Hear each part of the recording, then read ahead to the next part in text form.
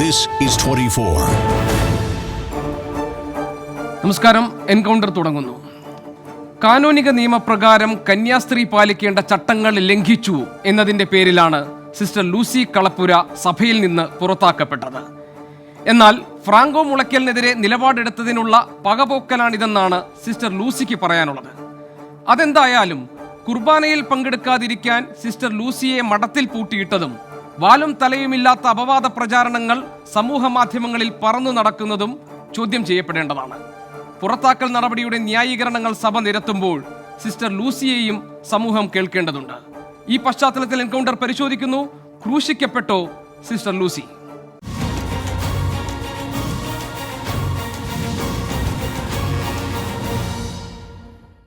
എൻകൗണ്ടറിൽ അതിഥികൾ സിസ്റ്റർ ജസ്മി, അൽമായ സംഘടനാ അംഗം advocate Indulekha Joseph, Indian Catholic ഫോറത്തെ പ്രതിനിധീകരിച്ച് കെന്നഡി കരിമ്പുങ്കാല എന്നിവർ നമ്മോടൊപ്പം.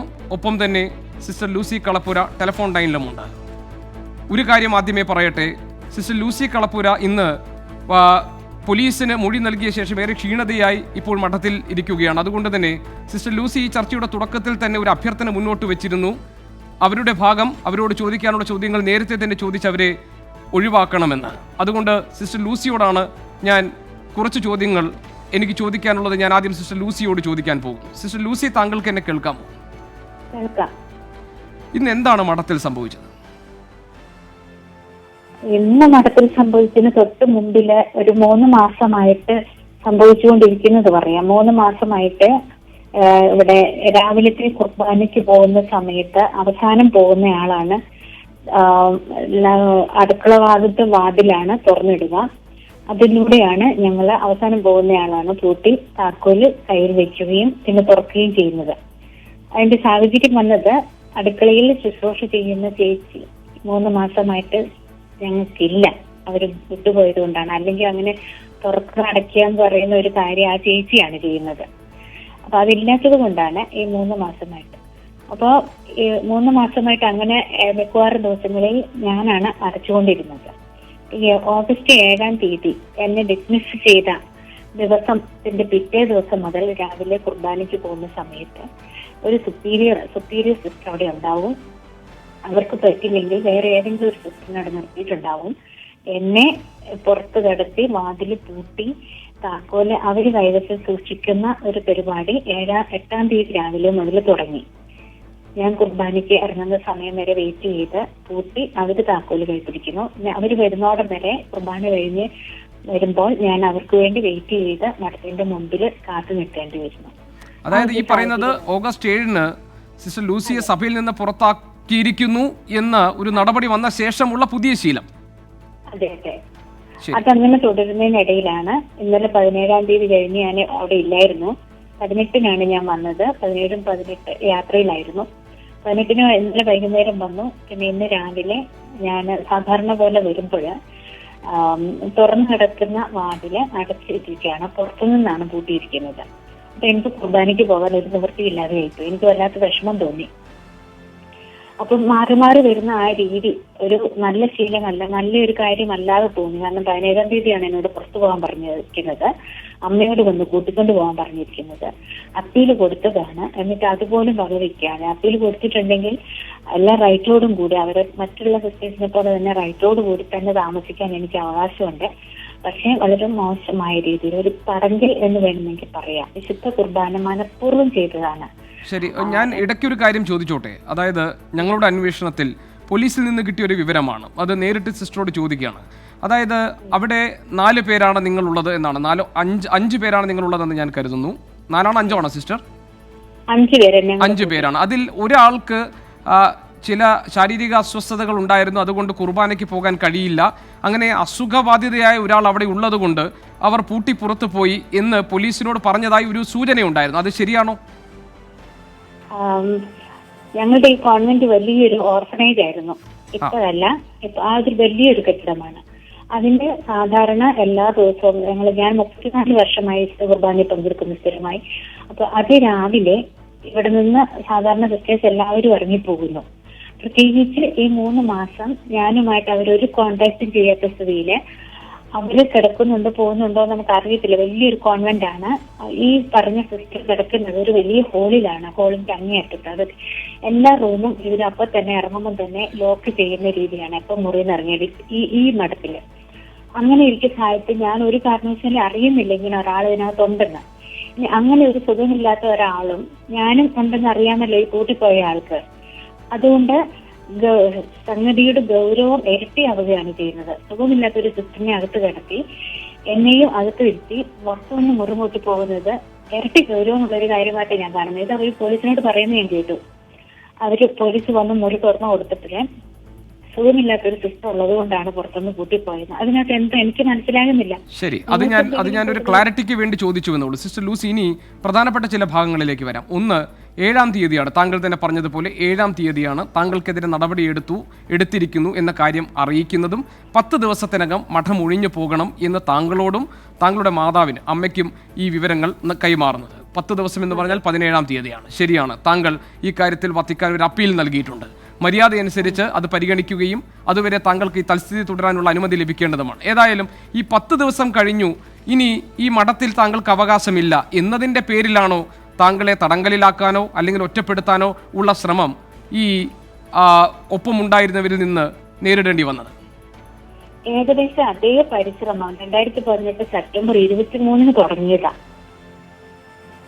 ആദ്യമായിട്ട് ദേവാലയത്തിൽ നിന്ന് എല്ലാ കാര്യങ്ങളിലും ഉത്തരവാദിത്തത്തിൽ നിന്ന് പുറത്താക്കിക്കൊണ്ടും പിന്നീട് തിരിച്ചെടുത്തതിന് ശേഷം സിസ്റ്റേഴ്സ് ഏകദേശം അതേ മനോഭാവത്തിലാണ് എന്നോട് പെരുമാറിക്കൊണ്ടിരുന്നത്. ഒറ്റപ്പെട്ട് തന്നെയാണ് ജീവിച്ചുകൊണ്ടിരുന്നത്. ആ സാഹചര്യത്തെ ഞാൻ അതിജീവിച്ചു വന്ന അതിന്റെ ഒരു ക്ലൈമാക്സ് ആണ് മെയ് 11 എന്നെ ഡിസ്മിസ് ചെയ്തെന്നുള്ളത് ഇവിടെയുള്ള സുപ്പീരിയറിനും സിസ്റ്റേഴ്സിനും ഒക്കെ അറിയാമായിരുന്നു. ഞാനാണ് അറിയാതിരുന്നത്. ആ സിസ്റ്റർ ഇന്ന് പോലീസിന് മൊഴി കൊടുത്തപ്പോൾ ഇന്ന് പോലീസ് രാവിലെ വന്നപ്പോൾ അവരോട് സംസാരിക്കുന്നത് കേട്ടു. ഇപ്പോഴത്തെ സുപ്പീരിയർ ലിജിമരിയ പറയുന്നത് കേട്ടു, എനിക്ക് കഴിഞ്ഞ 2019 ജനുവരിയിലെ അറിയാമായിരുന്നു ഞാൻ ഇവിടുത്തെ സുപ്പീരിയർ ആയിട്ടാണ് വരുന്നത് എന്ന്. അതായത് പ്രോവിൻസിലെ പുള്ളിയോട് മാസങ്ങൾക്ക് മുമ്പേ പറഞ്ഞു. അതായത് ഭയങ്കരമായ ഒരു കൈ ഇതിനകത്ത് ഉണ്ട്. അതുകൊണ്ട് എപ്രകാരമാണ് ഇവിടെ വന്നാൽ പെരുമാറേണ്ടത് എന്ന് നല്ല രീതിയിൽ പഠിപ്പിച്ചു കൊടുത്തിട്ടാണ് അവരെ ഇങ്ങോട്ട് നേരത്തെ അറിയിച്ചു വിട്ടത്. അപ്പൊ അത് 17 അപ്പൊ അവരെന്നെ ഞാൻ സ്വന്തം പോകുന്നെന്ന് വിചാരിക്കാൻ വേണ്ടിയിട്ട് ചെയ്തോട്ടെ നോർത്തിട്ടായിരിക്കും ഇത്ര മോശമായിട്ട് അവർക്ക് പെരുമാറിക്കൊണ്ടിരുന്നത്. സ്വന്തം പോകില്ല എന്ന് കണ്ടപ്പോഴായിരിക്കും ഡിസ്മിസ് മെയ് 11 ഡിസ്മിസ് ചെയ്തു. ഈ മദർ സുപ്പീരിയറും സിസ്റ്റേഴ്സും ഇവിടെ വന്നത് മെയ് 11 18 ഒക്കെ ആയിട്ടാണ്. അപ്പൊ ആ ദിവസങ്ങളിൽ വന്നതുകൊണ്ട് അവർക്കറിയാം ഇവിടെ ഇനി എന്താന്ന്. അതുകൊണ്ട് അവര് നന്നായിട്ട് പെരുമാറേണ്ടതായിരുന്നു. കാരണം 3 മാസം കൊണ്ട് ആ സിസ്റ്ററിനെ ഡിസ്മിസ് ചെയ്യുമല്ലോ എന്ന് കരുതി വളരെ മാന്യമായി പെരുമാറേണ്ടവര് നേരെ തിരിച്ച് വളരെ ക്രൂരമായി പെരുമാറിക്കൊണ്ടിരുന്നു. ഈ ക്രൂരമായ പെരുമാറ്റം എന്നതിനകത്ത് എന്തെല്ലാം വരും സിസ്റ്റർ? അതായത് സംസാരിക്കില്ല, മറ്റു കാര്യങ്ങൾ ഷെയർ ചെയ്യില്ല എന്നതൊക്കെ ഉള്ളോ, അതോ അതിനപ്പുറം എന്തെങ്കിലും ഉണ്ടോ? അല്ല, എല്ലാത്തിനും എനിക്ക് ഏറ്റവും വലിയ അതാണല്ലോ, ഞങ്ങൾ വിശേഷ സ്നേഹവും പ്രസംഗിക്കുന്നവര് ഞങ്ങളെ സംബന്ധിച്ച് വേറെ കുറെ ഉണ്ടാകുന്നതല്ലല്ലോ ഏറ്റവും പ്രധാനപ്പെട്ട കാര്യം. ഏറ്റവും പ്രധാനപ്പെട്ടത് എന്റെ ഭാഗത്ത് കുറ്റമുണ്ടെങ്കിൽ അതിന് അധികാരപ്പെട്ടവർ എന്റെ മേൽ നടപടി എടുക്കട്ടെ. പക്ഷെ ഞാൻ അംഗമായിരിക്കുന്ന സമൂഹത്തിന്റെ സുപ്പീരിയർ ആയിട്ടും സഹപ്രവർത്തകരായിട്ടും വരുന്നവര് അവർക്ക് എന്റെ മേൽ സ്നേഹിക്കുക എന്നൊരിക്കൽ വേറെ റൈറ്റ് ഒന്നുമില്ല, വേറെ ഒരു അവകാശവും ഇല്ല. അവകാശമുള്ള സുപ്പീരിയേഴ്സ് ഇപ്പൊ ഡിസ്മിസ് ചെയ്ത പോലെ ചെയ്യുവാണ് ചെയ്തോട്ടെ. ശരി, ഈ സിസ്റ്റർക്കെതിരെ സ്വീകരിച്ചിരിക്കുന്ന നടപടി അന്യായമാണ് എന്ന് സിസ്റ്റർക്ക് തോന്നുന്നതും അത് സിസ്റ്റർ പുറത്തു പറയുന്നതിനുമുള്ള പ്രധാനപ്പെട്ട കാരണം ഞാൻ മനസ്സിലാക്കുന്നത് ഫ്രാങ്കോ മുളയ്ക്കലിനെതിരെ നിലപാടെടുത്തതിനുള്ള പ്രതികാര നടപടി എന്ന അർത്ഥത്തിലാണ്. ഇനി ഏത് സ്ഥാപനമായാലും ഏത് സംവിധാനമായാലും അതിനൊരു നിയമാവലിയും ചട്ടങ്ങളും ഉണ്ടാകുമല്ലോ. അത് ലംഘിക്കപ്പെട്ടാൽ പിന്നെ അതിൽ തുടർന്നു പോവുക ഏറെക്കുറെ അസാധ്യമാണ്, ഏത് സ്ഥാപനമായാലും ഏത് സംവിധാനമായാലും. അങ്ങനെയാണെങ്കിൽ ഒരു സന്യാസി സമൂഹത്തിൽ ഉൾപ്പെട്ടിരിക്കുന്ന അംഗത്തിന് യോജിക്കാത്ത തരത്തിൽ താങ്കൾ പ്രവർത്തിച്ചു എന്നതാണ് താങ്കൾക്കെതിരെ ഉയർന്നു വന്ന ആക്ഷേപം. ഉദാഹരണത്തിന്, മഠത്തിൽ വൈകിയെത്തി, സന്യാസ വസ്ത്രം ധരിക്കുന്നില്ല, മേലധികാരികളെ അനുസരിക്കുന്നില്ല, അനുവാദമില്ലാതെ കാറ് വാങ്ങി, സിനഡ് തീരുമാനങ്ങൾ ലംഘിച്ചു, ചാനൽ ചർച്ചകളിൽ പങ്കെടുത്തു എന്നു തുടങ്ങി ഒരുപാട് ആരോപണങ്ങൾ ഉന്നയിക്കപ്പെട്ടിട്ടുണ്ട്. ഇതെല്ലാം താങ്കൾ നിഷേധിക്കുമോ? ഇതൊന്നുമല്ല ഫ്രാങ്കോ മുളയ്ക്കലിനെതിരെ നിലപാടെടുത്തത് കൊണ്ട് മാത്രമാണ് ഈ നടപടി എന്ന് താങ്കൾക്ക് ന്യായീകരിക്കാൻ കഴിയുമോ? തീർച്ചയായിട്ടും. കാരണം തികച്ചും ബാലിശമായ ചില വരികളാണ് എഴുതിയിരിക്കുന്നത്. കുറച്ച് 2-3 കാര്യങ്ങൾ നമ്മൾ സെപ്റ്റംബർ മുതൽ പറയുന്നതാണ്. കാറ്, പുസ്തകം, ലൈസൻസ്, ഇത്തരം കാര്യങ്ങള്. അത് തികച്ചും ചെയ്യേണ്ട കാര്യം തന്നെയാണെന്ന് ഞാൻ വീണ്ടും ഉറപ്പിച്ചു പറയുന്നു. മാറ്റങ്ങൾ വരുത്തേണ്ടടുത്ത് മാറ്റങ്ങൾ വരുത്തുക. അത് ശരി. അതല്ല, രണ്ട് കാര്യങ്ങൾ ഞാൻ എടുത്തു ചോദിച്ചോട്ടെ. ഒന്ന്, ഈ സന്യാസ വസ്ത്രം ധരിക്കുന്നില്ല എന്നതൊന്ന്. രണ്ട്, കാറ് വാങ്ങിയത് സ്വകാര്യ സ്വത്ത് എന്ന നിലയിലാണല്ലോ, താങ്കളുടെ പേരിലാണ് എന്ന് പറഞ്ഞാൽ ഇവിടെ സ്വകാര്യ സ്വത്ത് അനുവദനീയമല്ല, സഭയുടെ പേരിലാണല്ലോ എല്ലാം സമർപ്പിച്ചുകൊണ്ടാണല്ലോ സന്യാസ ജീവിതം. ഇത് രണ്ടും പ്രകടമായി ലംഘിക്കപ്പെട്ട കാര്യങ്ങളല്ലേ സിസ്റ്റർ? സർ, അങ്ങനെ തന്നെ പറയുവാണ്. ഈ പബ്ലിക്കായിട്ട് വണ്ടി ടോൺസ് മേടിക്കാത്തത് കൊണ്ടാണല്ലോ എനിക്ക് വ്യക്തിപരമായിട്ട് മേടിക്കേണ്ടി വന്നത്. അത് എന്തിനു നിഷേധിക്കുന്നു ഒരു സഭയ്ക്ക്, ഒരു സന്യാസ സഭയ്ക്ക്? കാലഘട്ടം എത്രയുമായിട്ടും ഒരു സുതാര്യമായ സാമൂഹ്യ പ്രവർത്തനത്തിനോ യാത്രയ്ക്കോ വേണ്ടിയിട്ട് ഒരു ചെറിയ വാഹനം മേടിക്കുന്നത് അപരാധമായിട്ടാണോ ഇന്നും നിങ്ങൾ അടക്കം, ഇത്രമാത്രം ഉന്നത നിലവാരം പുലർത്തുന്ന നിങ്ങളടക്കം, വിവേകമുള്ളവരടക്കം പറയുന്നത്? അതുകൊണ്ട് അതൊരിക്കലും ഒരു സന്യാസ സമൂഹത്തിന്റെ ഒരു കെട്ടുറപ്പില്ലായ്മയല്ല. അല്ല, അങ്ങനെയല്ല സിസ്റ്റർ ഞാൻ പറഞ്ഞത് സഭയുടെ നിയമാവലിക്ക് യോജിക്കാത്ത ഒരു പ്രവൃത്തി ഉണ്ടാകുമ്പോൾ നടപടികൾ നേരിടേണ്ടി വരില്ലേ? അത് സിസ്റ്റർ ഉൾപ്പെട്ടിട്ടുള്ള സഭയായാലും ഞാൻ ജോലി ചെയ്യുന്ന സ്ഥാപനമായാലും. ഒരു വാഹനം എടുക്കരുത്, ഉപയോഗിക്കരുത് എന്ന് സഭയുടെ നിയമാവലിയിൽ എവിടെയെങ്കിലും ഉണ്ടോ? അല്ല, സ്വകാര്യ സ്വത്ത് എന്ന അർത്ഥത്തിലാണ് ഞാൻ അത് പറഞ്ഞത് സിസ്റ്റർ. സ്വകാര്യ സ്വത്ത് താങ്കളുടെ പേരിലാണല്ലോ ആ വാഹനം. എന്റെ പേരിലാണ്. ഞാനുള്ള ഞാൻ ഉണ്ടായിരുന്ന ഒരു കമ്മ്യൂണിറ്റി എന്റെ ID കാർഡിന്റെ അഡ്രസ്സിലാണ് വാങ്ങിയിരിക്കുന്നത്. അത് ഒരു സമൂഹമായിട്ട് ഏറ്റെടുത്ത് ചെയ്യുമായിരുന്നെങ്കിൽ ചെയ്യണമായിരുന്നു. എനിക്ക് അതിനകത്ത് ഉത്തരവാദിത്വമില്ല. ഞാൻ അതിന്റെ റിക്വസ്റ്റ് കൊടുത്തതാണ്. പിന്നെ താമസിച്ച് വരിക എന്ന് പറയുന്നത് അതൊക്കെ പരമ നുണയിൽപ്പെട്ട, അതിനൊക്കെ ഞാൻ തള്ളിക്കളയുകയാണ്. അതിനെക്കുറിച്ചൊന്നും ഞാൻ പറയാൻ ആഗ്രഹിക്കുന്നില്ല. കാരണം ഞാൻ ഈ പ്രദേശത്ത് ജീവിക്കുന്ന അല്ല, അത് ശരി, ഞാൻ ആ ഭാഗങ്ങളിലേക്ക് പോകുന്നില്ല. അതിനു മുൻപ് ഞാൻ ഉയർത്തിയ രണ്ട് ചോദ്യങ്ങളിൽ തന്നെ നിൽക്കുകയാണ്. ഒന്ന്, ഈ സന്യാസ വസ്ത്രം ധരിക്കുന്നില്ല എന്നത്. കാരണം സിസ്റ്റർ അതല്ലാത്ത വേഷത്തിൽ, അത് തെറ്റോ ശരിയോ എന്നതിനേക്കാൾ കൂടുതൽ അതല്ലാത്ത വസ്ത്രത്തിൽ സിസ്റ്റർ പ്രത്യക്ഷപ്പെട്ടിട്ടുണ്ട്. അതിൽ സിസ്റ്റർക്ക് ഒരു സങ്കോചവും ഉണ്ടായിട്ടില്ല, അത് തെറ്റാണെന്നൊരു തോന്നലും ഉണ്ടായിട്ടില്ല. നല്ലത് തന്നെ. പക്ഷെ അത് ഈ പറയുന്ന നിയമപരമായി അത് നിലനിൽക്കില്ലെങ്കിലോ, സഭയുടെ ചട്ടങ്ങൾക്ക് വിരുദ്ധം, അതായത് നിങ്ങളുടെ സമൂഹത്തിന്റെ ചട്ടങ്ങൾക്ക് വിരുദ്ധമാണെങ്കിലോ? സാധാരണഗതിയില് കേരളത്തിലെ FCC സന്യാസിനി സമൂഹം ധരിച്ചിരിക്കുന്ന വസ്ത്രമാണ് ഞാൻ ഇത്രയും കാലം ധരിച്ചിരുന്നത്. എനിക്ക് കുറച്ച് വർഷങ്ങളായിട്ട് വളരെയധികം ശാരീരിക ബുദ്ധിമുട്ടുകൾ അനുഭവപ്പെടുന്നത് കൊണ്ട് ഞാൻ അതിന് റിക്വസ്റ്റ് കൊടുത്തിരുന്നു. കാനൽ നിയമപ്രകാരം പോലും ഒരു വ്യക്തിക്ക് ശാരീരികമായ ബുദ്ധിമുട്ടോ ജോലി ചെയ്യുന്ന സ്ഥലത്തെ സൗകര്യങ്ങൾക്കോ കുറച്ച് അനുകൂലമായിട്ടൊരു സാഹചര്യം വരുവാണെങ്കിൽ വസ്ത്രധാരണം മാറ്റി ധരിക്കുന്നതിന് അനുവാദം തരേണ്ടതാണ്. അനുവാദം തരാത്ത സ്ഥിതിയിൽ എനിക്ക് ചില യാത്രകളിൽ അത് ധരിക്കേണ്ടി വന്നു. അത് ധരിക്കേണ്ടി വന്നത് ഇപ്പോഴും ഞാൻ അതൊരു അപരാധമായിട്ട് ഞാൻ ഒരിക്കലും അതിനെ കാണുകയില്ല. എന്റെ സന്യാസ സഭ കാനൻ നിയമം അനുസരിച്ചുള്ള ആനുകൂല്യങ്ങൾ ഓരോ വ്യക്തിക്കും, സഭയിലെ ഓരോ അംഗത്തിനും സ്നേഹത്തോടു കൂടി അനുവദിച്ചു കൊടുക്കാനുള്ള, സന്മനസ് കാണിക്കാനുള്ള ധീരത FCC സന്യാസ സമൂഹമോ അല്ലെങ്കിൽ മറ്റ് സന്യാസിനി സമൂഹങ്ങളോ കാണിക്കണം. നിങ്ങളോട് ഞാൻ പറയാം, നിങ്ങൾക്കൊക്കെ അറിയാവുന്ന പിന്നെ സിസ്റ്റർ ജെസ്സി കുര്യൻ സുപ്രീം കോടതി ഡൽഹിയിൽ ജോലി ചെയ്യുന്ന സിസ്റ്ററാണ്.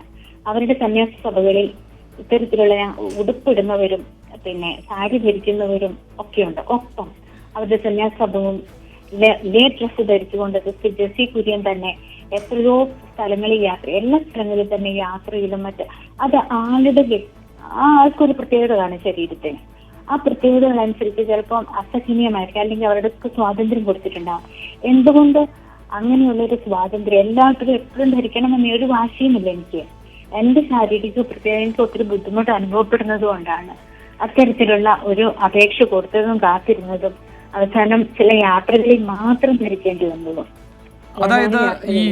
അതായത് സിസ്റ്റർ ലൂസി, താങ്കൾ പറയുന്നത് ഈ സഭയുടെ നിയമാവലികൾ പരിഷ്കരിക്കപ്പെടേണ്ടതാണ് കാലാനുസൃതമായി, കാലോചിതമായി. അങ്ങനെയാണല്ലോ, അതാണല്ലോ ഇതൊക്കെ അർത്ഥമാക്കുന്നത്. അപ്പോൾ അടിസ്ഥാനപരമായി ഇതിലൊരു പൊളിച്ചെഴുത്ത് വേണമെന്നാണ്. ആ പൊളിച്ചെഴുത്തിനുള്ള ഒരു കാത്തിരിപ്പിന് തയ്യാറാകാതെ താങ്കൾ അത് പ്രായോഗിക തലത്തിലേക്ക് കൊണ്ടുവരുമ്പോൾ അത് നിയമങ്ങളുടെ ലംഘനമായി, ചട്ടങ്ങളുടെ ലംഘനമായി വ്യാഖ്യാനിക്കപ്പെടുകയും നടപടി ഏറ്റുവാങ്ങേണ്ടി വരികയും ചെയ്യും. അതല്ലേ ഇവിടെ സംഭവിച്ചത്?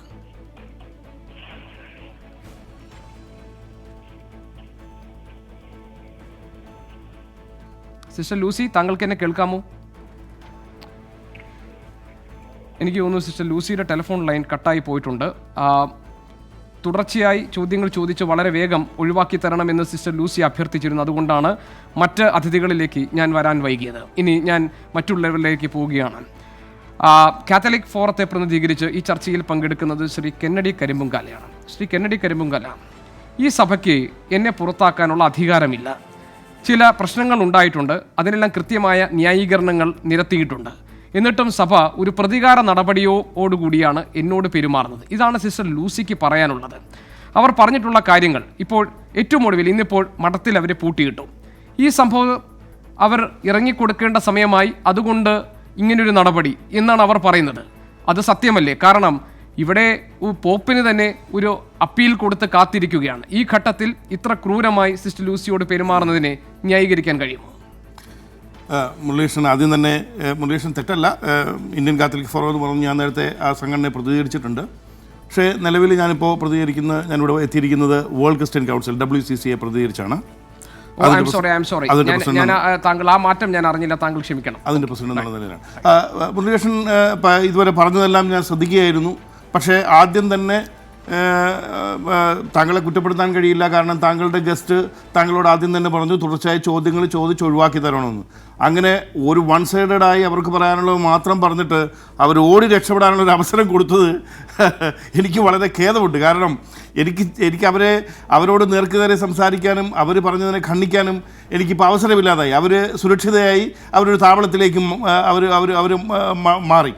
അവർ വളരെ എന്താ പറയുക, കരിമ്പുങ്കാല, സിസ്റ്റർ ലൂസി ഈ ചർച്ചയ്ക്ക് മുൻപേ എന്നോട് വിളിച്ചു പറഞ്ഞത് അവർക്ക് ശാരീരികമായ അസ്വസ്ഥതകളുണ്ട്. ഇന്ന് രാവിലെ മുതൽ ചില പ്രശ്നങ്ങളിലായിരുന്നു, പോലീസിന് മൊഴി നൽകുകയായിരുന്നു. അങ്ങനെ തുടർച്ചയായി അവർ എൻഗേജ്ഡായിരുന്നു. ഇപ്പോൾ അവർ ക്ഷീണിതയാണ്. അതെനിക്ക് പരിഗണിക്കാതിരിക്കാൻ പറ്റില്ല. ഒന്ന്. രണ്ടാമത് പിന്നെ താങ്കൾ പറഞ്ഞ് അവരെ ഖണ്ഡിക്കാനുള്ള അവസരം ധാരാളമുണ്ട് താങ്കൾക്ക് ഇനിയും. കാരണം അവർ അവരുടെ ഭാഗം വിശദീകരിച്ചു കഴിഞ്ഞു. താങ്കൾ പറഞ്ഞ ഭാഗം താങ്കൾക്ക് പറയാനുള്ളത് പറയാം. അത് ഖണ്ഡിക്കാനുള്ള അതിഥികളും ഈ ചർച്ചയിൽ നമ്മളോടൊപ്പമുണ്ട്. മുരളീകൃഷ്ണൻ, ഈ പ്രോഗ്രാം ഈ ഒരു ഡിബേറ്റിനിട്ടിരിക്കുന്ന ഒരു ടൈറ്റിലിനോട് തന്നെ എനിക്ക് വിയോജിപ്പുണ്ട്. കാരണം സിസ്റ്റർ ലൂസിയെ കുരിശിലേറ്റുന്നു.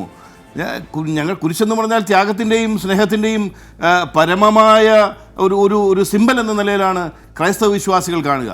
അതുപോലെയുള്ള ഒരു സിമ്പലിനോട് ചേർത്ത് സഭയിൽ നിന്ന് പുറത്തുപോയ ഒരാളെ ചേർത്ത് വായിക്കുന്നത് ഞങ്ങളെ സംബന്ധിച്ചോളം അറപ്പും വെറുപ്പും ഉളവാക്കുന്നുവെന്ന് തുറന്ന് പറയാൻ ഞാൻ മടിക്കുന്നില്ല. കാരണം അവരിപ്പോൾ പറഞ്ഞു എൻ്റെ കൂടെയുള്ള കന്യാസ്ത്രീകൾ എന്നോട് സംസാരിക്കുന്നില്ല, കണ്ടാൻ മിണ്ടുന്നില്ല, കണ്ടാച്ചിരിക്കുന്നില്ല. ഇവർ ഇന്നാട്ടിലെ മാധ്യമങ്ങൾ മുഴുവൻ കയറി ഇറങ്ങി നിരങ്ങി ഇവർ പറഞ്ഞത് എൻ്റെ കൂടെയുള്ള കന്യാസ്ത്രീകൾ മുഴുവൻ പിഴകളാണെന്നാണ്. എൻ്റെ സഭയിൽ മുഴുവൻ നടക്കുന്നത് തെറ്റാണ്. എൻ്റെ സഭയിലെ എൻ്റെ കന്യാസ്ത്രീകൾ രാത്രിയിൽ മുഴുവൻ വെളുപ്പാങ്കാലം വരെ ഫോൺ ഉപയോഗിച്ചുകൊണ്ടിരിക്കുകയാണ്, ആരോടൊക്കെയോ ചാറ്റ് ചെയ്യുന്നു. ഞാൻ ഓർക്കുന്നു, ഈ 24 ചാനലിൽ തന്നെ ഒരു പ്രോഗ്രാമിൽ അരുൺ ചോദിക്കേണ്ട അവരോട് ആരോടാ ചാറ്റ് ചെയ്യുന്നത്. അപ്പം അവർ അതിനേക്കാൾ അതായത് ആ ചോദ്യകർത്താവ് ഉന്നയിച്ചതിനേക്കാളും തരം രീതിയിലുള്ള മറുപടി പറയാൻ അവരൊരു മടി കാണിച്ചില്ല. അവർ വീണ്ടും പറയുന്നു, തിരുവസ്ത്രം അണിഞ്ഞാൽ എനിക്കാകെ ചൊറിയും. അവർ ചൊറിയുന്ന തിരുവസ്ത്രം, അവരുടെ മാഫിയ പോലെ പ്രവർത്തിക്കുന്ന കോൺവെന്റ്, അതിനേക്കാൾ പിഴയായ സഹജീവികൾ, ആ പ്രസ്ഥാനത്ത് നിന്ന് പുറത്തു പോയാൽ പിന്നെ അവർ എന്തിന് അപ്പീൽ കൊടുക്കണം? സുന്ദരമായി പുറത്താക്കിയവരുടെ മുഖത്ത് തുപ്പിയിട്ട് ഇറങ്ങിപ്പോണ്ടേ? എന്താ വിട്ടുപോകാത്തെ? പറിച്ചെറിഞ്ഞാലും വിട്ടുപോകാത്ത എന്താ?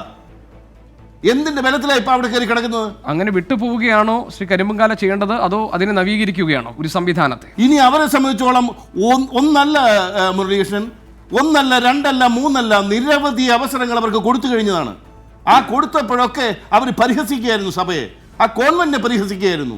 അപ്പോഴൊക്കെ ഇത്രയും അവർക്ക് നീട്ടി അവസരങ്ങൾ കൊടുക്കുന്നതിൽ വിശ്വാസികൾക്ക് ബുദ്ധിമുട്ടുണ്ടായിരുന്നു. പക്ഷേ ആ നിയമങ്ങൾ അനുസരിച്ച് മാത്രമേ സഭയ്ക്ക് നീങ്ങാൻ കഴിയൂ.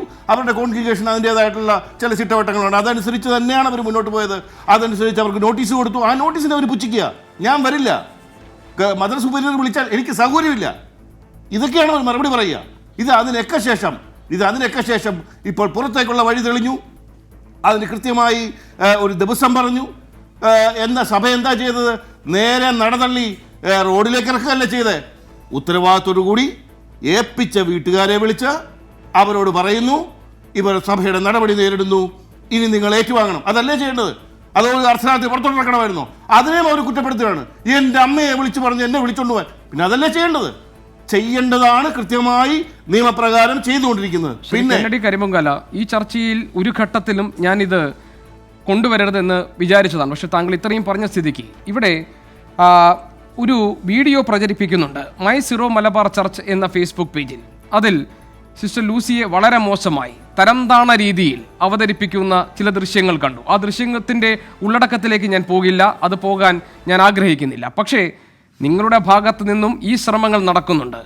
അവരുടെ ഭാഗം പുറത്തു വരുന്നത് തടയാൻ, അവരെ കരിവാരി തേക്കാൻ, അവരെ മോശക്കാരിയാക്കി ചിത്രീകരിക്കാൻ അതും നടക്കുന്നുണ്ടല്ലോ ഒരു ഭാഗത്ത്. അതിൻ്റെയും ആവശ്യമുണ്ടായിരുന്നില്ലല്ലോ ശ്രീ കെന്നഡി കരിമ്പുങ്കാല. മുരളീകൃഷ്ണൻ അങ്ങനെ അടച്ച് എന്നെ കുറ്റപ്പെടുത്തുന്നത് ഞാനിപ്പോൾ പറഞ്ഞതിൽ ഏതെങ്കിലും 10 പേരുടെ മുന്നിൽ പറയാൻ കൊള്ളാത്ത എന്തെങ്കിലും അസഭ്യവാക്കി ഞാൻ പ്രയോഗിച്ചോ? ഇനി സോഷ്യൽ മീഡിയയിൽ എന്തെങ്കിലുമൊക്കെ കാണിക്കുന്നുണ്ടെങ്കിൽ നമുക്കറിയാം, അത് ആർക്കും കൺട്രോൾ ചെയ്യാൻ പറ്റാത്ത ഇടം, അവിടെ പലതും നടക്കും. പക്ഷേ സോഷ്യൽ മീഡിയയിൽ എനിക്ക് തോന്നുന്നു കുറച്ച് വിശ്വസിക്കാവുന്നതായ മറ്റൊരു വീഡിയോ ഇപ്പോൾ നടക്കുന്നുണ്ട്. അതായത് സിസ്റ്റർ ലൂസി ഈ പറയുന്ന മഠത്തിൻ്റെ അടുക്കള വശത്തെ വാതിൽ തുറന്ന് 2 മാധ്യമപ്രവർത്തകരാണെന്നാണ് ഞങ്ങളുടെ അന്വേഷണത്തിൽ മനസ്സിലാകുന്നത് വിളിച്ചകത്ത് കയറ്റിക്കൊണ്ട് പോകുന്നതും 1 മണിക്കൂറിന് ശേഷം അവർ പുറത്തു പോകുന്നതും. അവരെ എന്ത് വിശ്വസിച്ചിന് ഞാൻ മഠത്തിൽ താമസിപ്പിക്കും? ഇവരെന്തൊക്കെ അങ്ങനെയാണെങ്കിൽ കാട്ടിയിട്ടുണ്ടാവില്ല. ഈ ഒരു ഫുട്ടേജ് CCTV-യിൽ നിന്ന് കിട്ടി. ഇവരെന്തൊക്കെ ഇതിൽ കാട്ടിയിട്ടുണ്ടാവും? ഈ സംഭവത്തിന് ശേഷം അവരെ നേരിട്ട് കാണാൻ പോയ മാധ്യമപ്രവർത്തകരെ കൂടി അപമാനപ്പെടുത്തിക്കൊണ്ടാണ് താങ്കൾ ഈ സംസാരിക്കുന്നത്. അപമാനമാണ് ഞാൻ ഈ പറഞ്ഞത്. എങ്ങനെ അപമാനമാവുന്നു? കെന്നഡി കരിമ്പുങ്കാല, ഒരു സിസ്റ്റർ ഈ പ്രശ്നങ്ങൾ മാധ്യമങ്ങൾക്ക് മുന്നിൽ അവതരിപ്പിക്കുമ്പോൾ അവർ പൊതുസമൂഹത്തിന് മുന്നിലേക്ക് ഈ പ്രശ്നത്തെ കൊണ്ടുവരികയാണ്. അതിന് മാധ്യമപ്രവർത്തകരെ കാണും, അവർക്ക് പറയാനുള്ളത് കേൾക്കും. അപ്പോൾ നാളെ മറ്റന്നാൾ പോലീസുകാർ അവരുടെ മൊഴി രേഖപ്പെടുത്താൻ പോയാൽ അവിടെയും നിങ്ങൾ ഈ അപവാദ പ്രചാരണം നടത്തുമല്ലോ. പോലീസുകാർ അടുക്കള വഴി ഒളിഞ്ഞല്ല കയറുക മുരളീകൃഷ്ണ. അന്തസ്സായി അവരുടെ അനുവാദം മേടിച്ച് അവിടെ ചെന്ന് മൊഴിയെടുക്കട്ടെ, ചോദ്യം ചെയ്യട്ടെ. മാധ്യമപ്രവർത്തകരാണെങ്കിലും അടുക്കള വഴി വാതിൽ വഴി ഇപ്പോൾ അവർ പറഞ്ഞല്ലോ മഠത്തിലേക്ക് അവർ ഏത് വഴിയാണ് പോവുകയും വരികയും ചെയ്തതെന്ന് ഇപ്പോൾ നമ്മുടെ മുന്നിൽ വിശദീകരിച്ചതാണല്ലോ. അതേ വഴിയിലൂടെയാണ് മാധ്യമപ്രവർത്തകർ പോയിട്ടുള്ളത്. ശരി, ഞാൻ പറഞ്ഞല്ലോ. ഇനി നമ്മൾ ഈ വിഷയത്തിലല്ല നമ്മുടെ തർക്കം അവർക്കെതിരെ സ്വീകരിച്ച നടപടിയുടെ കാര്യത്തിലാണ്. കാരണം ഈ ഒരു വിഷയം മറ്റൊരു തരത്തിൽ ചർച്ച ചെയ്യാനും ഞാൻ ആഗ്രഹിക്കുന്നില്ല. ഇനി ആ കാര്യത്തിൽ താങ്കൾക്ക് പറയാം അവർക്കെതിരെ എടുത്ത നടപടിയെക്കുറിച്ച്. അവർക്കെതിരെ എടുത്ത നടപടി ഞാൻ പലതവണ പറഞ്ഞു. 2015 മുതൽ അവർക്ക് നോട്ടീസുകൾ കൊടുത്തു തുടങ്ങിയതാണ്. അവർ ട്രാൻസ്ഫറുകൾ തള്ളിക്കളയുന്നതാണ്. 7000 മേൾ അംഗങ്ങളുള്ള FCC എന്ന് പറയുന്ന ഈ കോൺഗ്രിഗേഷനിൽ അവർക്ക് അവരുടേതായിട്ടുള്ള സൗകര്യങ്ങൾ, അവരുടേതായിട്ടുള്ള താല്പര്യങ്ങൾ, അവർ നല്ല ഒന്നാന്തരമായി എല്ലാത്തിനെയും തള്ളിക്കളയുകയാണ്. ഇപ്പോൾ FCC-യിൽ ഇവരല്ലാതെ മറ്റാരെങ്കിലും അനുവാദമില്ലാതെ വാഹനം വാങ്ങിയിട്ടുണ്ടോ? ഈ വാഹനം വാങ്ങുന്നത് ഒരു വലിയ തെറ്റാണ് എന്ന മട്ടിലല്ല ഞാൻ പറയുക. ഓരോ കോൺഗ്രിഗേഷനും, ഞാൻ ഇതിനു മുമ്പ് പറഞ്ഞിട്ടുണ്ട്, ഓരോ കോൺഗ്രിഗേഷനും ഓരോ ഓർഗനൈസേഷനും അതിൻ്റേതായിട്ടുള്ളൊരു ഭരണഘടനയുണ്ടാവും. ആ ഭരണഘടന പാലിക്കപ്പെടുന്നില്ലെങ്കിൽ എന്താ പറയുക, പിന്നെ അരാജകത്വമല്ലേ സംഭവിക്കുക. നമ്മുടെ നാട്ടിലൊരു നിയമമുണ്ട്. ആ നിയമം കൃത്യമായി നമ്മൾ പാലിച്ചല്ല പോകുന്നതെങ്കിൽ അതിന് അരാജകത്വമല്ലേ ഫലം ഉണ്ടാക്കുക. ഞാൻ വരാം താങ്കളിലേക്ക്. സിസ്റ്റർ ജസ്മി, ഇവിടെ കെന്നഡി കരിമ്പുങ്കാല പറഞ്ഞതിലെ പ്രധാനപ്പെട്ട ഒരു ഭാഗം എനിക്ക് തോന്നിയത്, ഏത് സ്ഥാപനത്തിനും ഏത് സംവിധാനത്തിനും ഒരു ഭരണഘടന ഉണ്ടാകുന്നു, അതിൻ്റെ ചിട്ടവട്ടങ്ങൾ ഉണ്ടാകുന്നു, അതിൻ്റെ ചട്ടങ്ങൾ ഉണ്ടാകുന്നു. അത് ലംഘിക്കുമ്പോൾ അതിൽ പറഞ്ഞിട്ടുള്ള നടപടികൾ നേരിടാൻ തയ്യാറാകേണ്ടി വരും. അതാണ്, അല്ലെങ്കിൽ അത് മാത്രമേ സിസ്റ്റർ ലൂസിക്ക് സംഭവിച്ചിട്ടുള്ളൂ. അങ്ങനെയാണോ താങ്കൾ ഇതിനെ മനസ്സിലാക്കുന്നത് സിസ്റ്റർ ജസ്മി? ഈ സഭയിലെ ഇന്നത്തെ നിയമങ്ങള് ഒരുപാട് കാലഹരണപ്പെട്ട് കഴിഞ്ഞു. അതൊന്ന് പരിഷ്കരിക്കാൻ ഒരു ശ്രമിക്കുന്നു, പക്ഷെ പരിഷ്കരിക്കപ്പെടുന്നില്ല. ഇപ്പോഴും ഏതാണ്ട് ഒരു 16-ാം നൂറ്റാണ്ടിലോ ഒരു 17-ാം നൂറ്റാണ്ടിലോ ഉള്ള അതേ നിയമങ്ങൾ തന്നെ ഈ 21-ാം നൂറ്റാണ്ടിൽ നിലനിൽക്കുകയാണ്. അപ്പോ അതിന്റെ വ്യാഖ്യാനം ഇന്നലെ ഒരു ആള് ഫേസ്ബുക്കിലൂടെ പ്രചരിപ്പിക്കുന്നുണ്ടായിരുന്നു. വ്യാഖ്യാനം ചെയ്യാൻ അധികാരികൾക്ക് മാത്രമേ അവകാശമുള്ളൂ. അങ്ങനെ അധികാരികൾ അത് വളരെ മോശമായി വ്യാഖ്യാനിക്കുകയും അതിന് കീഴെയുള്ളവരെ വളരെ ബുദ്ധിമുട്ടിലാക്കുകയും ചെയ്യുകയാണെങ്കിൽ മറ്റുള്ളവർ പ്രതികരിക്കും. ഇവിടെ ഞാൻ സിസ്റ്റർ ലൂസിയുടെ കാഴ്ചപ്പാടിലൂടെ ഞാൻ നോക്കുമ്പോൾ ഞാൻ കാണുന്നത് സിസ്റ്റർ ശ്രമിച്ചത് ഒരു നവീകരണം വരുത്താനാണ്. ഇതിന് കുറെ ചോദ്യങ്ങൾ അവരുടെ മുന്നിലേക്ക് ഇട്ടുകൊടുക്കുകയാണ്. എനിക്ക് ശാരീരിക അസ്വസ്ഥത ഉണ്ടെങ്കിൽ എനിക്ക് വസ്ത്രം മാറാൻ ഒരു അനുവാദം തരുമോ? ഈ സിസ്റ്റർ അനുവാദത്തിന് കാത്തു നിന്നില്ല. ഇവിടെ ഏറ്റവും കൂടുതൽ വലിയ ചട്ടുകമായി സന്യാസ ഭവനങ്ങളിൽ ഉപയോഗിക്കുന്ന വ്രതം അനുസരണ വ്രതമാണ്. അതൊരു ചാട്ടവാറാണ്. മറ്റ് വ്രതങ്ങളൊക്കെ പ്രധാനപ്പെട്ടത് തന്നെയാണ്. പക്ഷേ ഈ അനുസരണ വ്രതം അത് ഒരു ഭയം കൊണ്ടാണോ ഈ അധികാരികൾ അതിന് ഇത്രമേൽ പ്രാധാന്യം കൊടുത്ത് ഒന്ന് ഇടത്തോട്ട് തിരിയണമെങ്കിൽ അനുവാദം വേണം, വലത്തോട്ട് തിരിയണമെങ്കിൽ അനുവാദം വേണം. ആ വിധത്തിൽ ഒരു ചട്ടക്കൂട് ഉണ്ടാക്കി കഴിയുമ്പോൾ ഒരല്പം സ്വത്വം ഉള്ളവർ, ഒരു പേഴ്സണാലിറ്റി ഉള്ളവർ അല്ലെങ്കിൽ ചിന്തിക്കാൻ കഴിവുള്ളവർ, അങ്ങനെ ചിലരെങ്കിലും ചില ചോദ്യങ്ങളൊക്കെ ചോദിക്കും. ഞാനൊരു 25 വർഷം അകത്ത് ചോദിച്ചിട്ടുണ്ട്. പക്ഷെ അനുവാദമില്ലാതെ ഞാൻ ഒന്നും ചെയ്തില്ല. അത് ഒരു വിവേകപൂർവ്വം ഞാൻ ചെയ്തതാണ്. കാരണം എന്നെ ശിക്ഷിക്കാൻ ഒരു അവസരം അവർക്ക് കൊടുക്കാതിരിക്കാൻ വേണ്ടി. പക്ഷെ അവസാനം മാനസിക രോഗ ചികിത്സയ്ക്ക് കൊണ്ടുപോകാൻ നോക്കിയപ്പോൾ ഞാൻ രക്ഷപ്പെട്ടതാണ്. അപ്പോൾ സിസ്റ്ററിന്റെ ഉദ്ദേശ ശുദ്ധിയാണ് നമ്മൾ കാണേണ്ടത്. സിസ്റ്റർ കൊച്ചു കൊച്ചു നിയമങ്ങൾ തെറ്റിച്ചോ, അനുസരിച്ചില്ലേ, ചോദ്യം എന്താണ് അനുവാദം വാങ്ങിയില്ലേ, ഇതൊന്നുമല്ല ഞാൻ കാണുന്നത്. സിസ്റ്റർ ഈ കാലഹരണപ്പെട്ട നിയമങ്ങളെ ചോദ്യം ചെയ്യുകയാണ്. അതിനുള്ള ധൈര്യം സിസ്റ്റർക്കുണ്ടായി. അപ്പൊ ആ ചോദ്യം ചെയ്യുന്നത് വഴി ശിക്ഷ കിട്ടും. അത് സിസ്റ്റർ സ്വീകരിച്ചോളൂ. ഇപ്പൊക്കെ സിസ്റ്റർ പിടിച്ചു നിൽക്കാൻ മാക്സിമം ശ്രമിക്കുന്നത് അകത്ത് നിന്ന് തിരുത്താൻ എത്രമാത്രം ചെയ്യാൻ പറ്റുമോ അത്രമാത്രം ചെയ്യാനാണ്. ഞാനും 25 വർഷം അകത്ത് പിടിച്ചു നിന്ന്, അന്ന് ഞാൻ മാധ്യമങ്ങളോട് സംസാരിച്ചില്ല. ഇപ്പോൾ മാധ്യമങ്ങൾ ഇതൊക്കെ അറിയുമ്പോൾ ഞാൻ അനുഭവിച്ച അനുഭവത്തിലൂടെ ഒരിക്കൽ കൂടി കടന്നു പോകുന്നതായി എനിക്ക് തോന്നുന്നുണ്ട്. ഈ സിസ്റ്റർ ജസ്മി, കൂടുതൽ കാര്യങ്ങളുണ്ട്. ഞാൻ സിസ്റ്റർ ജസ്മിയിലേക്ക് വരാം. ചർച്ച് ആക്ട് കൗൺസിലിലെ അഡ്വക്കേറ്റ് ഇന്ദുലേഖ ജോസഫ് ഈ ചർച്ചയിൽ പങ്കെടുക്കുന്നുണ്ട്. അഡ്വക്കേറ്റ് ഇന്ദുലേഖ, സിസ്റ്റർ ജസ്മി ഇപ്പോൾ നേരിട്ടുകൊണ്ടിരിക്കുന്ന പ്രശ്നങ്ങൾ, ഇപ്പോൾ അവർ അനുഭവിക്കുന്ന മാനസിക പ്രയാസവും പ്രതിസന്ധികളും സഭയും സഭയുടെ നിയമങ്ങളും അതിൻ്റെ ലംഘനവുമായി ബന്ധപ്പെടുത്തി മാത്രം പരിഗണിക്കേണ്ട ഒന്നാണോ, അതോ പൊതുസമൂഹം പൊതുവിലെടുത്ത് ചർച്ച ചെയ്യേണ്ട ഒരു വിഷയമാണോ? എങ്ങനെയാണ് താങ്കൾ ഇതിനെ സമീപിക്കുക? ഇവിടെ സഭയിൽ ഒരു നവീകരണത്തിൻ്റെ ശബ്ദം ആരൊക്കെ ഉയർത്തിയാലും അവരെ എന്തു വിലയും കൊടുത്ത് അടിച്ചമർത്തുക എന്ന നയമാണ് കാലങ്ങളായി സഭ സ്വീകരിച്ചുകൊണ്ടിരിക്കുന്നത്. അപ്പോൾ അങ്ങനെയുള്ള നടപടികൾ ഇപ്പോൾ അൽമായർക്കെതിരെയും അതുപോലെ തന്നെ ഇപ്പോൾ സന്യസ്തർക്കെതിരെയും തുടങ്ങിയിരിക്കുകയാണ്. ഇപ്പോൾ ഞാൻ സിസ്റ്റർ ലൂസി അമ്മയെ ഞാൻ ബഹുമാനിക്കുകയാണ്. കാര്യം എന്താണെന്ന് വെച്ചാൽ, എന്നെ സംബന്ധിച്ചിടത്തോളം എനിക്ക് ഒരു ഇത്തരത്തിലുള്ളൊരു പ്രവർത്തക എന്ന നിലയിൽ എനിക്ക് ഒറ്റപ്പെടലുണ്ടായപ്പോൾ എനിക്ക് എൻ്റെ കുടുംബാംഗങ്ങൾ ഉണ്ടായിരുന്നു എൻ്റെ ഒപ്പം. എന്നെ സപ്പോർട്ടിനായിട്ട് എൻ്റെ കുടുംബാംഗങ്ങൾ നിൽക്കുന്നത് പോലെ, ഒരു അൽമായനെ അങ്ങനെ സപ്പോർട്ടുള്ളതുപോലെ ഒരു കന്യാസ്ത്രീ എന്ന നിലയിൽ അവർക്കെതിരെ പീഡനങ്ങൾ വരുമ്പോൾ അവർ ഇത്ര ധീരമായി മുമ്പോട്ട് എങ്ങനെയാണ് പോകുന്നത് എന്നറിയുമ്പോൾ തന്നെ എനിക്ക് അഭിമാനം തോന്നുകയാണ്. അവർ ശരിക്കും ക്രിസ്തുവിന്റെ പാതയിലൂടെയാണ് നടക്കുന്നത്. അതുകൊണ്ട് തീർച്ചയായിട്ടും അഡ്വക്കേറ്റ് ഇന്ദുലേഖ ജോസഫ്, ഈ സംവിധാനത്തിനകത്ത്, ഈ സഭയ്ക്കകത്ത് അതിൻ്റെ നിയമാവലികളും ചട്ടങ്ങളും ലംഘിക്കപ്പെടുമ്പോൾ ഈ നടപടികൾ നേരിടേണ്ടി വരുന്ന സാഹചര്യം സ്വാഭാവികമാണ്. അതിനെ മറികടക്കാൻ വേണ്ടിയാണ് ഇപ്പോൾ സിസ്റ്റർ ലൂസി ഒരു അപ്പീൽ നൽകിയിരിക്കുന്നത് വത്തിക്കാൻ. പോപ്പിന് നേരിട്ടാണ്, അല്ലെങ്കിൽ പോപ്പിലേക്ക് എത്തുന്ന തരത്തിലാണ് ആ അപ്പീൽ പോയിരിക്കുന്നത്. ഈ നിലവിലെ നിയമങ്ങൾക്ക് വിരുദ്ധമായി പ്രവർത്തിച്ചു എന്നതിൻ്റെ പേരിൽ നടപടി നേരിടേണ്ടി വരുന്ന ഒരു സാഹചര്യം നിലനിൽക്കുമ്പോൾ ഈ അപ്പീൽ പരിഗണിക്കപ്പെടുമോ? പൂർണ്ണമായൊരു നവീകരണം സാധ്യമാകാത്ത അല്ലെങ്കിൽ സാധ്യമായിട്ടില്ലാത്ത സഭാ ചട്ടങ്ങളുടെ കാര്യത്തിൽ പ്രത്യേകിച്ച് എനിക്കിതിന് പറയാനുള്ളത്, ഒരു ക്രിസ്ത്യാനിയെ സംബന്ധിച്ചിടത്തോളം അവൻ്റെ ഏറ്റവും വലിയ നിയമം എന്ന് പറയുന്നത് ബൈബിളാണ്. ബൈബിളിൽ ഒരു സംഭവമുണ്ട്, സാബത്ത് ദിവസം ജോലി ചെയ്യരുത് എന്നൊരു നിയമമുണ്ട് പണ്ട് യഹൂദരുടെ ഇടയിൽ.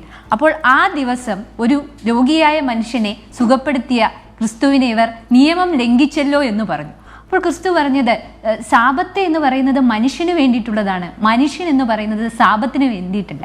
അപ്പോൾ അങ്ങനെ പറഞ്ഞ യേശുക്രിസ്തുവിൻ്റെ വിശ്വാസികളാണ് ക്രിസ്ത്യാനികൾ. അപ്പോൾ നിയമം എന്ന് പറഞ്ഞൊന്നും ഇപ്പോൾ ഇവിടെ എന്താണ് സംഭവിച്ചത്?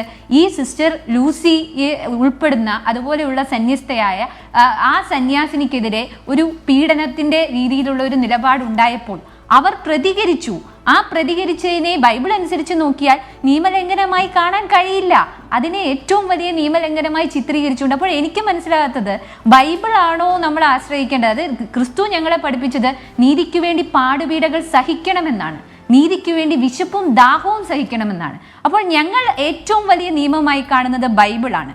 ബൈബിൾ വിരുദ്ധമായ ഒരു കാര്യം സിസ്റ്റർ ലൂസി ചെയ്തിട്ടുണ്ട് എന്ന് ക്രിസ്ത്യാനിയായ ഒരു മനുഷ്യന് നെഞ്ചിൽ കൈവച്ച് പറയാൻ കഴിയില്ല. പിന്നെ സിസ്റ്റർ ലൂസിയെ ഏത് വിധേനയും ഒരു കുറ്റക്കാരിയായി കാണിക്കണം, ചിത്രീകരിക്കാൻ നിർബന്ധമുണ്ടെങ്കിൽ ഇതിനെയൊക്കെ നിയമലംഘനങ്ങളായി കാണാം എന്ന് മാത്രമാണ് എനിക്ക് അതിനെ പറയാൻ. ഒരു സത്യക്രിസ്ത്യാനിയാണ് താങ്കളെങ്കിൽ താങ്കൾക്ക് ഹൃദയത്തിൽ കൈവച്ച് പറയാൻ കഴിയുമോ, ക്രിസ്തുവിന് നിരക്കാത്ത, ബൈബിളിന് നിരക്കാത്ത ഒരു പ്രവൃത്തിയാണ് സിസ്റ്റർ ലൂസി ഇപ്പോൾ ചെയ്തുകൊണ്ടിരിക്കുന്നതെന്ന്? ഈ പറഞ്ഞതിൻ്റെയൊക്കെ അന്തസത്ത ഉൾക്കൊള്ളാൻ താങ്കൾ തയ്യാറാകും? ഗോപികൃഷ്ണ ചോദിക്കുമ്പോൾ അതിനു മുന്നേ ഞാനൊന്ന് പറഞ്ഞോട്ടെ. ഇപ്പോൾ ഈ ലൂസിക്കെതിരെ അവരുടെ കോൺഗ്രിഗേഷൻ അച്ചടക്ക നടപടിയാണ് എടുത്തത്. അപ്പോൾ അച്ചടക്ക ലംഘനം, അവരുടെ കോൺഗ്രിഗേഷൻ്റെ ആ ചട്ടങ്ങൾ തെറ്റിച്ച് അവരുടെ തോന്നിവാസം കാണിച്ചതിന് നോട്ടീസുകൾ യഥാവധി കൊടുത്ത് അവർക്കെതിരെ നടപടിയാണ് എടുത്തത്. അപ്പോൾ ആ അച്ചടക്കമാണ് ശരിക്കും പറഞ്ഞാൽ നമ്മുടെ ഇന്നത്തെ മുഖ്യ വിഷയം. ഈ അച്ചടക്കം മുഖ്യ ചർച്ചാ വിഷയമായിരിക്കുന്ന ഇന്ന് എന്നോട് ഗോപീകൃഷ്ണൻ ക്ഷമിക്കണം, ഒരു വാക്ക് ഞാൻ പ്രയോഗിക്കുകയാണ്. ഈ വളയം വിട്ട് ചാടികൾ കക്ഷികൾ മാത്രമാണ് ഇപ്പോൾ ഗോപീകൃഷ്ണൻ ഇതിനകത്ത് അവതരിപ്പിച്ചിരിക്കുന്നത്. എല്ലാം വളയം വിട്ട് ചാടിയതാണ്. ജസ്മി ആണെങ്കിലും സഭയുടെ വളയത്തിൽ നിന്ന്, അതായത് ധിക്കാരം. ലൂസി ഇപ്പോൾ കുറച്ച് കന്യാസ്ത്രീകളെയും കുറച്ച് പുരോഹിതരെയും മാത്രമാണ് കുറ്റം പറയുന്നതെങ്കിൽ ജസ്മി കുറ്റം പറയുന്നത് മെത്രാച്ചന്മാരെയാണ്. അപ്പോൾ അവരോടാണ് അച്ചടക്കത്തിൻ്റെ കുറിച്ച് അഭിപ്രായം ചോദിക്കുന്നത്. എങ്ങനെ ഉണ്ടാവും അഭിപ്രായം? നല്ല അഭിപ്രായമായിരിക്കുമല്ലോ കിട്ടുക. ഇന്ദുലേഖ കുഞ്ഞുനാൾ മുതൽ, അതായത് അരുവിത്തറ പള്ളി, ഇവർ ഇടവക്കാർ, അരുവിത്തറ പള്ളി ഇടവക്കാരാണ്. അന്നു മുതൽ, കുഞ്ഞുനാൾ മുതൽ സഭയെ വെല്ലുവിളിച്ചുകൊണ്ട് സഭയ്ക്കെതിരെ പ്രചരണം കൊടുത്ത് കിട്ടുന്ന മാധ്യമങ്ങളിലും കിട്ടുന്ന അവസരങ്ങളിലും എല്ലാം കത്തോലിക്ക സഭയ്ക്കെതിരെ പ്രചരണം നടത്താൻ വേണ്ടി മാത്രം രാവിലെ വീട്ടിൽ നിന്ന് ഇറങ്ങുന്ന വ്യക്തിയാണ് ഇന്ദുലേഖ. ഇവരൊക്കെ വ്യക്തിപരമായി മോശക്കാരാണെന്നല്ല ഞാൻ പറയുന്നത്. പക്ഷേ കത്തോലിക്ക വിശ്വാസി എന്നുള്ള നിലയിൽ എൻ്റെ കാഴ്ചപ്പാട് അങ്ങനെയൊക്കെ എനിക്ക് കാണാൻ കഴിയൂ. കാരണം ഞാൻ കാണുന്ന കാഴ്ച ഏതാണ്. ഇന്ദുലേഖ എന്താ ചെയ്യുന്നത്? ഇത് തന്നെ. ഇത്രയും പറഞ്ഞ സ്ഥിതിക്ക് താങ്കൾ ഒരു കാര്യം പറയണം. ഈ സഭയ്ക്ക് പുറത്തു നിൽക്കുന്നവർ, അല്ലെങ്കിൽ താങ്കൾ ഈ പറയുന്ന പോലെ നവീകരണത്തിന് വേണ്ടി ശ്രമിച്ചവർ, പരിഷ്കരണവാദികൾ, സഭയെ മോശക്കാരായി ചിത്രീകരിക്കുന്നു എന്ന് താങ്കൾ പറഞ്ഞ ഇവരെല്ലാം ക്രിസ്തുവിനെ നിരക്കാത്ത തരത്തിൽ ജീവിക്കുന്നവരാണോ?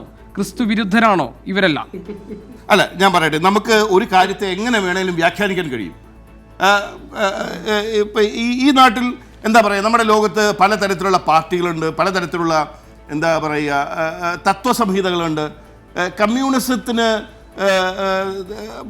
മാത്രമല്ലല്ലോ ഈ നാട്ടിലിടം, മറ്റ് പല ഇസങ്ങൾക്കും പല തത്വസംഹിതകൾക്കും ഈ നാട്ടിലിടമുണ്ട്. അപ്പോൾ എല്ലാവരും ലക്ഷ്യം വെക്കുന്നത് നന്മ തന്നെ, മനുഷ്യൻ്റെ നന്മ തന്നെ, എല്ലാം നന്മ തന്നെ. പല വിധത്തിൽ വ്യാഖ്യാനിക്കപ്പെടുന്നു. അവരവർ പറഞ്ഞു വരുമ്പോൾ അവരവർക്ക് ശരിയെന്ന് തോന്നുന്നു. പക്ഷേ മറ്റു വിധത്തിൽ നോക്കുമ്പോൾ നമുക്കത് തെറ്റാണെന്നാണ് നമ്മുടെ ബോധ്യം. ഇവർ പലതും പറയുന്നത് സഭയ്ക്കെതിരാണ്. സഭയ്ക്കുള്ളിൽ നിന്നുകൊണ്ട് ഒരു കോൺവെൻറ്റിൽ ചെന്ന് ചേർന്നു, അവരുടെ ഭരണഘടന വായിച്ച് മനസ്സിലാക്കി. ഓക്കെ, ചെറുപ്രായത്തിലാണ്, മനസ്സിലായില്ല. വർഷങ്ങൾക്ക് ശേഷം നിത്യവ്രതം എടുക്കുന്നതിന് വരെ വർഷങ്ങളോളം അവർക്ക് സമയം കിട്ടി.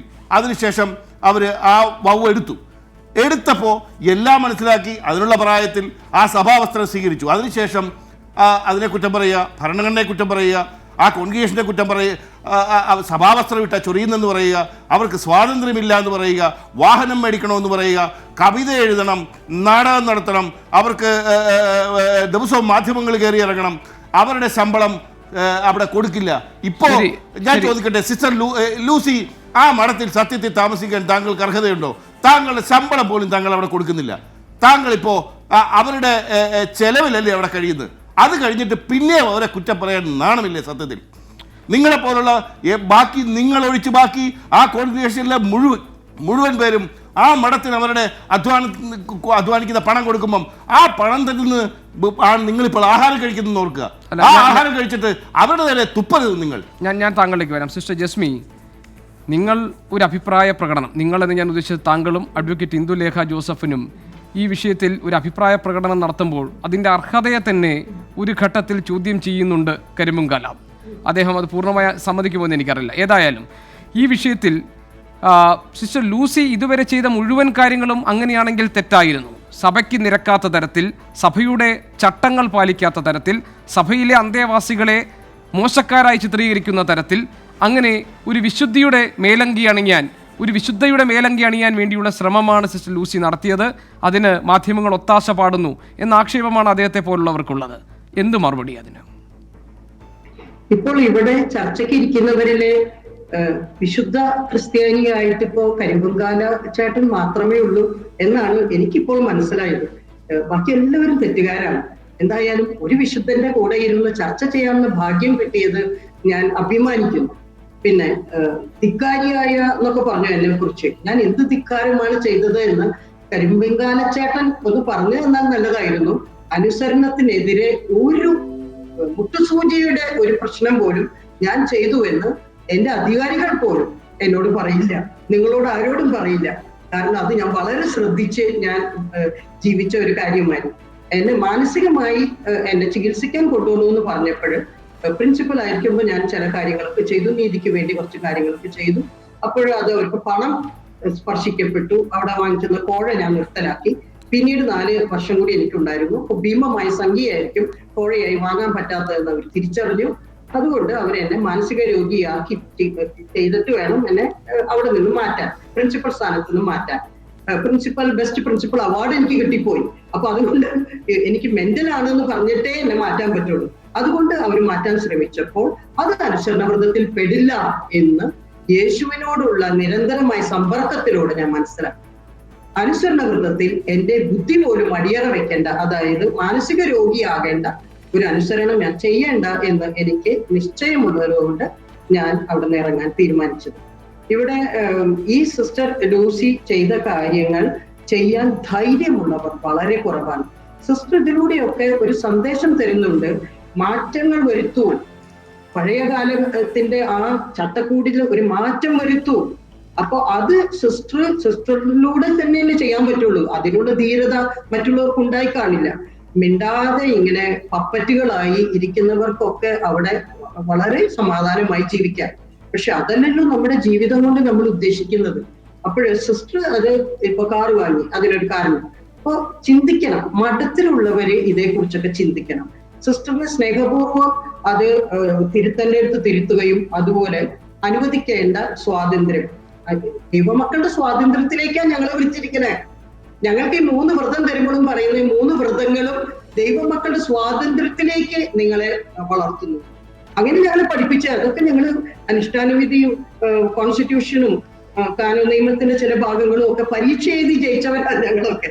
ഞങ്ങൾ ഇതാ പഠിപ്പിച്ചിരിക്കല്. പക്ഷേ ദൈവമക്കളുടെ സ്വാതന്ത്ര്യം അനുവദിക്കില്ല എന്ന് പറഞ്ഞപ്പോൾ സിസ്റ്റർ ലൂസി അതിനുള്ള വഴികൾ നോക്കി. ശരി, ഞാൻ വരാം. ഇനി ഞാൻ താങ്കളിലേക്ക് വരാം. അഡ്വക്കേറ്റ് ഇന്ദുലേഖ ജോസഫ്, ശ്രീ കെന്നഡി കരിമ്പങ്കാല പരിഹാസരൂപേണ പ്രയോഗിച്ച ഒന്നാണ് ഇതെല്ലാം പറയാനുള്ള നിങ്ങളുടെ അർഹത എന്താണെന്നത്. അതായത് സഭയ്ക്കെതിരെ കലാപമുയർത്തി സഭയിൽ നിന്ന് പുറത്താക്കപ്പെട്ട, പുറത്തുപോയി നിൽക്കുന്ന നിങ്ങൾക്ക് ഇത് പറയാൻ എന്ത് യോഗ്യത എന്ന്.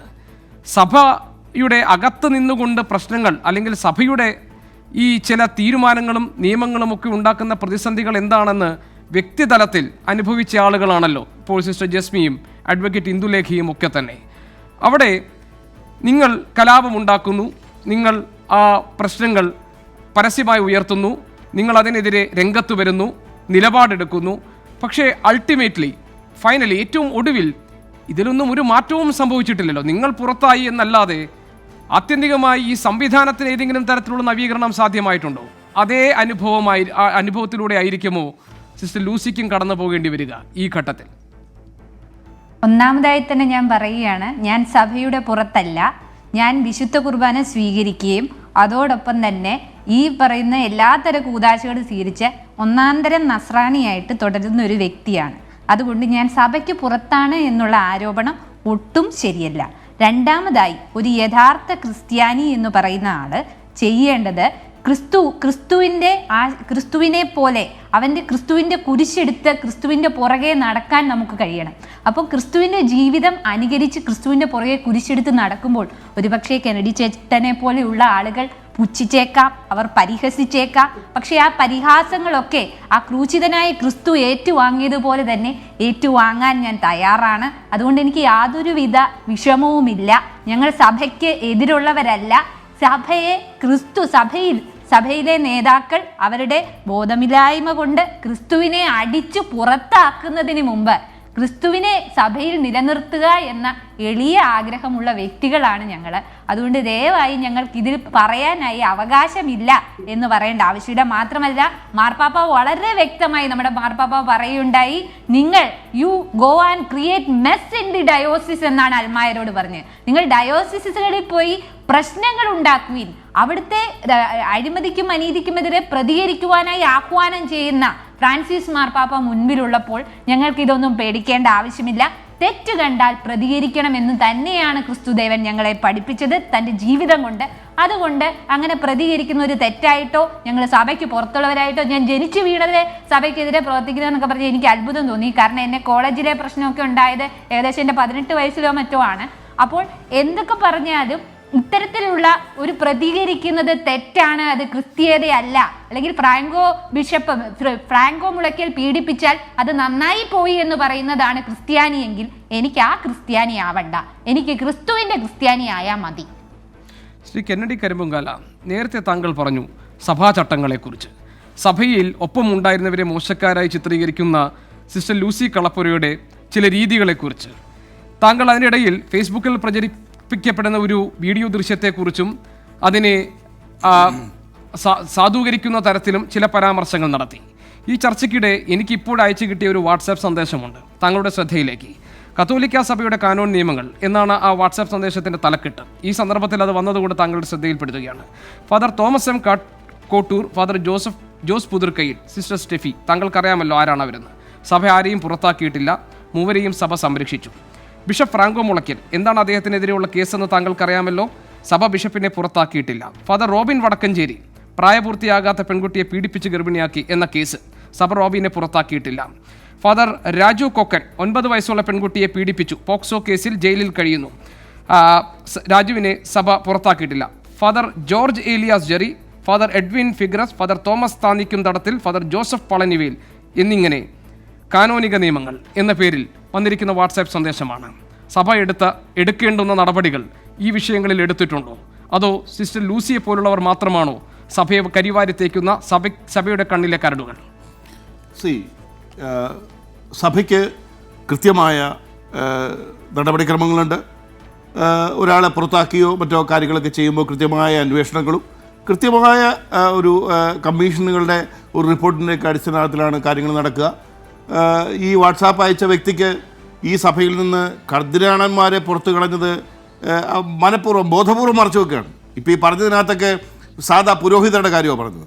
കർദിനാൾ പദവിയിലിരിക്കുന്നവരെ, മേജർ ആർച്ച് ബിഷപ്പ് പദവിയിലിരിക്കുന്നവരെ സഭയിൽ നിന്ന് വളരെ സിമ്പിളായി എടുത്ത് കളഞ്ഞിട്ടുണ്ട്. സഭയ്ക്ക് നിരക്കാത്ത കാര്യങ്ങൾ. അല്ല, ഞാൻ ഈ പറഞ്ഞ ആളുകളുടെ കാര്യങ്ങൾ താങ്കൾ പറയും. ഇവരൊക്കെ ചെയ്തത് സഭയ്ക്ക് അനുഗ്രഹമാകുന്ന പുണ്യപ്രവർത്തികളാണ്.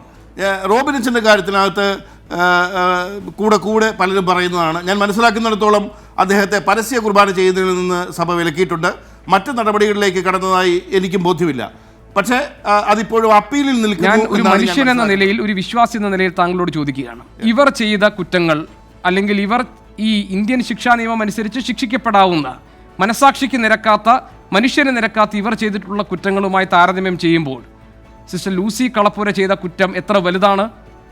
ശ്രീ കെന്നഡി കരിമ്പുങ്കാല, താങ്കൾ എങ്ങനെ? തീർച്ചയായിട്ടും ഇപ്പോൾ ഗോപീഷ്ണൻ പറഞ്ഞ ഇപ്പം റോബിനച്ചനെതിരെയാണെങ്കിലും അഭയക്കേസിലെ പ്രതികളെന്ന് പറഞ്ഞവരിൽ ആ 3 പേര് പറഞ്ഞതിൽ ഒരാളെ കുറ്റവിമുക്തനാക്കിയിട്ടുണ്ട് കേട്ടോ ഗോപീഷ്ണൻ. അതെ, രണ്ടുപേരുടെ മേൽ സന്ദേശം അതേപടി വായിച്ചു എന്നുള്ളൂ താങ്കളുടെ ശ്രദ്ധ. ഇപ്പോൾ ട്രയൽ നടക്കുന്ന ഇപ്പോൾ 2 പേർക്കെതിരെയാണ്. അതും നമ്മൾ മനസ്സിലാക്കണം. അതും ഇപ്പോഴും ട്രയൽ നടക്കുകയാണ്. ആത്യന്തികമായി ഒരു കൺവിക്ഷൻ ഉണ്ടായിട്ടില്ല. ആ രീതിയിൽ അവർ നമ്മുടെ നീതിന്യായ വ്യവസ്ഥയെ പോലും ഇത്രയും വർഷമായിട്ടും അത് തെളിയിക്കാൻ പറ്റിയിട്ടില്ല. അങ്ങനെ തെളിയിക്കാൻ ഇത്രയും 10-27 വർഷമായില്ല, ഇപ്പോൾ ഇത്രയും വർഷമായിട്ടും തെളിയിക്കാൻ പറ്റാത്ത. ഞാൻ ചോദിക്കുന്നത് അതിന്റെ സാങ്കേതികമായ കാര്യങ്ങളല്ല. ഇവർ ചെയ്ത തെറ്റുമായി താരതമ്യം ചെയ്യുമ്പോൾ താങ്കൾ മനസാക്ഷിയെ വഞ്ചിക്കാതെ പറയണം, സിസ്റ്റർ ലൂസി കളപ്പുരയാണോ ഇവരെക്കാൾ മോശക്കാരി? തീർച്ചയായും എനിക്ക് പറയുന്നതിന് ഒരു മടിയില്ല. ഇവർക്കെതിരെ ആരോപിച്ചിരിക്കുന്ന കുറ്റങ്ങളുമായിട്ട് നോക്കിക്കഴിഞ്ഞാൽ സിസ്റ്റർ ലൂസിയുടേത് കമ്പയർ ചെയ്യാവുന്ന കുറ്റമേ അല്ല, ഒരു സംശയവും വേണ്ട. പക്ഷേ അത് തെളിയിക്കപ്പെടാതിരിക്കുകയും ഇവരുടേത് കൃത്യമായി ഇവരുടെ കോൺഗ്രിഗേഷനെതിരായിട്ടുള്ള കാര്യങ്ങൾ താരതമ്യം ചെയ്യാൻ പോലും കഴിയാത്തത്ര ചെറിയ ഒരു കുറ്റത്തിന്റെ പേരിൽ സിസ്റ്റർ ലൂസി കളപ്പുരയെ സഭ പുറത്താക്കുന്നതിനെ ന്യായീകരിക്കുക, അതിലും വലിയ കൊടും കുറ്റങ്ങൾ ചെയ്ത ആളുകൾ സഭയ്ക്കകത്ത് ഇപ്പോഴുള്ളതിനെ കാണാതിരിക്കുക, ഒരൊറ്റ കാഴ്ചയായി പോയി. ശ്രീ കെന്നഡി, താങ്കളുടെ അങ്ങനെയല്ല കാണേണ്ടത്. ഒരു സംവിധാനത്തിൽ ആ സംവിധാനത്തിനെ ചോദ്യം ചെയ്യുകയും അതിൻ്റെ ഭരണഘടനയെ തന്നെ ചോദ്യം ചെയ്യുമ്പോൾ, ഇപ്പം ഇന്ത്യയിൽ നിന്നുകൊണ്ട് ഇന്ത്യൻ ഭരണഘടനയെ ചോദ്യം ചെയ്യുക എന്ന് പറഞ്ഞാൽ ദേശദ്രോഹമാണ് ഗോപീഷൻ. അത് പൊറുക്കാവുന്നതാണോ? അങ്ങനെ ചെറുതായിട്ട് കാണരുത്. കാരണം പിന്നെ മറ്റുള്ള ആ സഭ എങ്ങനെ മുന്നോട്ട് പോകും? ആ ഓർഗനൈസേഷൻ എങ്ങനെ ചലിക്കും? ആ തരത്തിൽ നോക്കിയാൽ വളരെ ഗൗരവകരമായ കുറ്റം തന്നെയാണ് അവർ ചെയ്തിരിക്കുന്നത്. മറ്റേത് നമ്മൾ ഈ പറഞ്ഞ കണക്ക് പോക്സോ കേസ് ചാർജ് ചെയ്യപ്പെടുന്നു. അങ്ങനെ നോക്കുമ്പോൾ നമുക്ക് സാധാരണ സംസാരത്തിൽ നമുക്ക് മറ്റു വലിയ ഗൗരവമായ തെറ്റാണെന്ന് ഞാൻ സമ്മതിച്ചു എന്ന് മാത്രം. ശരി, ഞാനൊന്ന് ഇടപെടുകയാണ്. ശ്രീ കെന്നഡി കരിമ്പുങ്കാല, ഈ ചർച്ച തുടങ്ങുമ്പോൾ താങ്കൾക്കൊരു പ്രയാസമുണ്ടായിരുന്നു, സിസ്റ്റർ ലൂസി കളപ്പുര പറയാനുള്ളതെല്ലാം പറഞ്ഞു ഓടിപ്പോയല്ലോ എന്ന്. ഏതായാലും ഞാൻ മനസ്സിലാക്കുന്നത് സിസ്റ്റർ ലൂസി ഈ ചർച്ച കാണുന്നുണ്ടെന്നും അവർക്ക് താങ്കൾ ഉന്നയിച്ച കാര്യങ്ങളിൽ മറുപടി പറയാനുണ്ടെന്നുമാണ്. സിസ്റ്റർ ലൂസി ഇങ്ങോട്ട് തന്നെ വിളിച്ചിട്ടുണ്ട്. ഞാൻ അവരിലേക്ക് വരാം. വളരെ ചെറിയൊരു ഇടവേള എടുത്ത ശേഷം ഈ ചർച്ചയിലേക്ക് നമ്മൾ മടങ്ങി വരും. ക്രൂശിക്കപ്പെട്ടു സിസ്റ്റർ ലൂസി. ചർച്ച തുടരും ഇടവേളയ്ക്ക് ശേഷം.